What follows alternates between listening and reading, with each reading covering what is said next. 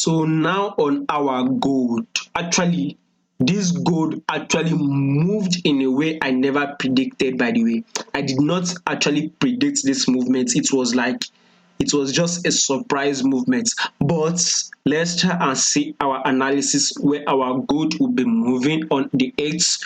As we can see, our price has actually broken below our key level area here. You can see it as a support here, right? You can see it as a support here, right? When our price actually hits here, I was expecting to actually still go bullish, but guess what? It fell. And yes, that is an indication that our price is now starting to drop. We are actually now dropping. As you can see, our price was actually dropping only for it to start ranging within this area. And now that it has actually dropped, I'll be analyzing this key level here. As you can see, let me analyze it for you here, which is about 1720. So currently we are trading at 1739.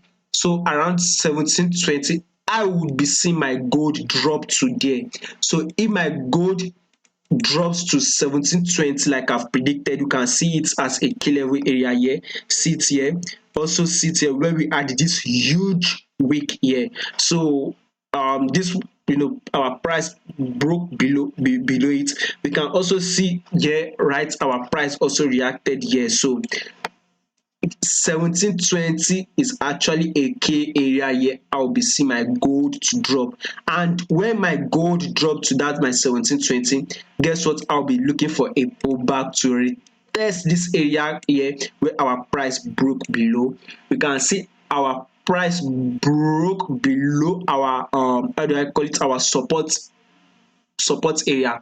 So I would want to see my gold to push down straight to our 1720, then give us a pullback to around 1800, where our where was our previous support area. So daily time frame for what we be aiming for is a drop, then we might consider going bullish. Now our 4-hour time frame, it is actually still a drop. All we can see here is actually a pullback, right?